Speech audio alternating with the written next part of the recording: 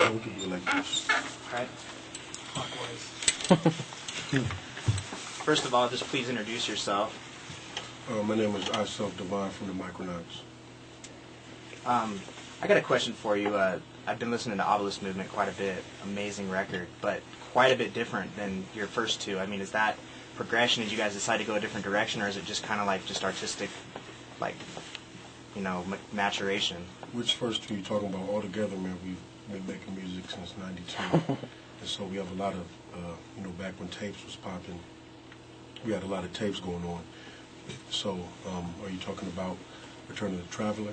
Definitely Return of the Traveler is one that I bumped a lot before I got Obelisk Movement, but then I think I either had a mixtape, like a dub of a mixtape or something like that, and I'm not sure what it was called, but stylistically it's either like you guys decided to go a different direction creatively or just something just started to crack, you know? Well, basically what I did with Obelisk Movements is, for me, like everybody else in this room, we all been listening to hip-hop probably since since the birth of it. And then prior to that, we were listening to things that, allowed hip-hop to grow as well, funk, soul, rock and roll, things of that nature, you know what I mean? And, I don't know, like for me, the way I looked at it is like, at the point in time when hip-hop wasn't so saturated, you were able to listen to music and have more time to be able to sit and listen to the lyrics, and if you didn't understand what it meant, then you would try to keep finding out what it meant. And so for me, with an album like Obelisk Movement, I was really focused on just for the heads, for those who felt it, and I made it very dense on purpose, And so then what I wanted to do for the next album is to be able to expand. I would say Obelisk Movement is just that. It's a movement. It's a big tank. It's like martial law coming through, And so this next album, the new album that we got coming out on Rhyme Sayers called The Emperor and Assassin, is more dealing with the individual stories of those who are in the movement, you know what I mean? Because a lot of times with a movement, sometimes it's like, recognize or surrender. And this one is just kind of like an open book, you know? So I would say that those are the differences. And being an artist, I never really want to come the same way twice. You got some people that are good, it ain't broke, so don't fix it. Like somebody like Too Short, you expect a certain thing, and you don't want him to deviate from that path. For me, I look at groups like Outkast who keep flipping it, so therefore they can't be pigeonholed and they can do whatever they want to do, because like everybody in this room, we have different tastes and different styles of music, and we want to be able to encompass that in everything that we deal with. Nice. And I also read, and it's right here, that you guys are going to re-release the old one, the Return of the Travelers. Yeah, it's already out right now. Oh, okay. Yeah, basically what that was is I think we made maybe 150 when we were living in Atlanta.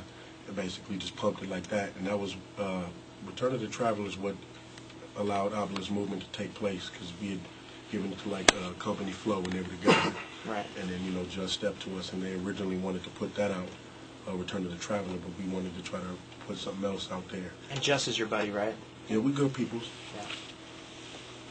Cool. Well, you want to say anything, or hype up anything, or tell them where they can get your material? Obviously, rhymesayers.com. Yeah, definitely rhymesayers.com. In terms of material, check out that Return of the Traveler, the Obelisk Movement if you don't got that, and then The Emperor and Assassin, which will be out, in a few weeks, and then I have another project coming out, or that's already out. It came out on the 16th. It's called Semi-Official, which is myself and Abilities, who's down with Idea and Abilities, and basically we just put together a real solid album, that was kind of reminiscent of, the golden era of hip-hop, from, I would say, like 1988 to 94 in terms of production. So as a fan, you made it almost more as a fan of hip-hop, just to kind of... Well, definitely. I mean, to be honest, when I make the kind of music I want to listen to, or the music that I'd like to hear, or for that matter, just, what I want to make. I have a lot of,